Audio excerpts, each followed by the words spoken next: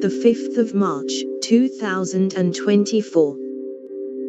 Chinese boats fire water at a Philippine vessel. Earlier, Coast Guard vessels of China and the Philippines collided in the disputed South China Sea.